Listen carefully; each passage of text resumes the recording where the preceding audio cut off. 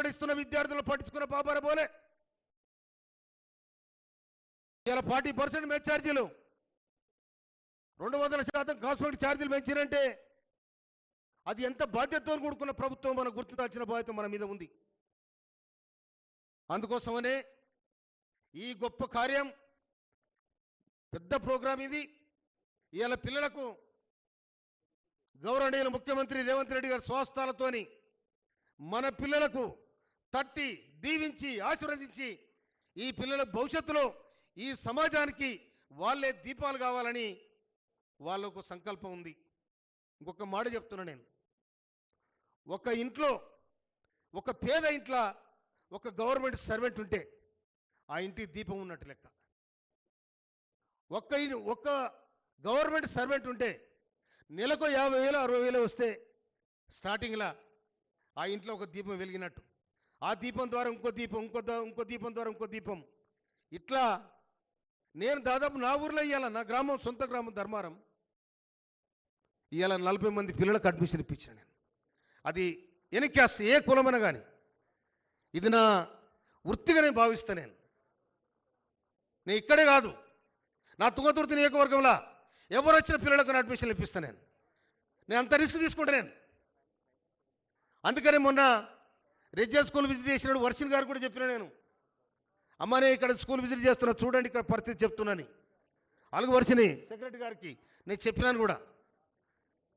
అందుకోసమనే ఇంత ఇన్స్టిట్యూషన్, ఆ స్థాపకులు ఇలా మన అవునన్నా కాదన్నా ఎన్టీ రామారావు దీని బీజం పోసిండు. కానీ వారికి కూడా నేను మనం స్వర్గీయ ఎన్టీ రామారావు గురు ధన్యవాదాలు తెలియాల్సిన అవసరం ఉంది.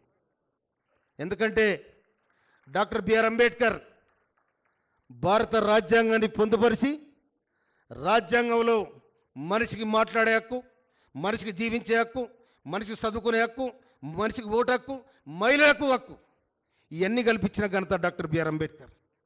అందుకోసమని ఇవాళ మనం కూర్చోగలుగుతున్నాం. ఇక్కడ భారత రాజ్యాంగం మార్చాలని కొంతమందికి ఉంటే ఉండొచ్చు, కానీ దానికి ఎవడైనా చేస్తే తొక్కిసి పెట్టే కార్యక్రమం కూడా ఉంటుంది.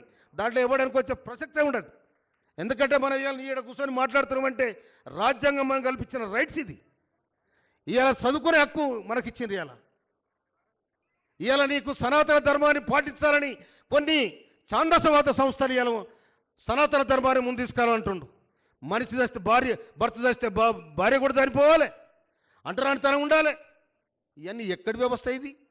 ఏ లోకంలో ఉన్న మనం?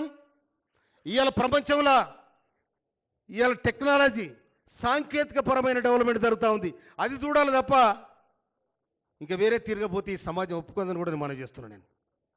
అందుకోసమనే ఈ గొప్ప కార్యాన్ని నిర్వహించిన ఈ సెక్రటరీ గారికి, దీనికి ఆదేశించిన ముఖ్యమంత్రి గారికి, ఇక్కడొచ్చిన నా అన్నదమ్ములకు, ఇక్కడొచ్చిన టీచర్స్కు నేనైతే నిండుగా మీకు ధన్యవాదాలు తెలియజేస్తా ఉన్నా.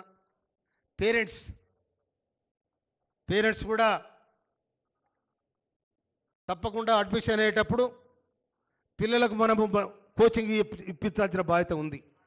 సీటు రాకపోతే మనం చాలా తిప్పలు పడుతున్నాం. ఆ సీటు రావడానికి మనం ప్రయత్నం చేయాలి, పిల్లలకు తయారు చేసి పెట్టాలి. లేకపోతే పోయి ప్రిన్సిపల్ మీదనో, లేకపోతే జేడీ మీదనో, లేకపోతే ఆర్జేడీ మీదనో మనం కొట్లాడితే లాభం లేదు. ఫస్ట్ మనం మెరిట్లో వచ్చే ప్రయత్నం చేయాలి. అందుకోసమనే మన ఎక్కనైనా కూడా ఈ మెరిట్ కోసం ప్రయత్నం చేయాలని, 100% చదవాలి. ఉంటేనే ఏదో రెడ్జల్ స్కూల్ పోయినాము చదివినాం అంటే కాదు. అది బలమైన ఎడ్యుకేషన్ ఉండాలి, బలమైన కాన్సెప్ట్ ఉండాలి. అప్పుడే నువ్వు దాన్ని అందుకోగలుగుతావు, లేకపోతే అందుకోలేవు. అందుకోసమని ఎంతోమంది ఈ రెడ్జల్ స్కూల్లో చదివిన వాళ్ళు టీచర్లు అయినరు, లెక్చరర్స్ అయినరు, ఆఫీసర్స్ అయినరు, ఎంఆర్ఓలు అయినరు, కలెక్టర్స్ అయినరు. కనుక ఈ రెడ్జల్ స్కూల్స్ అనేవి ఇది బడుగు బలహీన వర్గాలకు ఒక దేవాలయం. ఈ దేవాలయాన్ని కాపాడాల్సిన బాధ్యత మన మీద ఉంది. అందులో ఉన్న వాళ్ళందరూ కూడా నిండుగా చదువుకొని భవిష్యత్ తరాలకు మీరే వెలుగు దీపాలు కావాలని నాకు ఈ అవకాశం ఇచ్చిన ఈ వేదికకు హృదయపూర్వక ధన్యవాదాలు తెలియజేస్తూ ముగిస్తున్నాను. Thank you.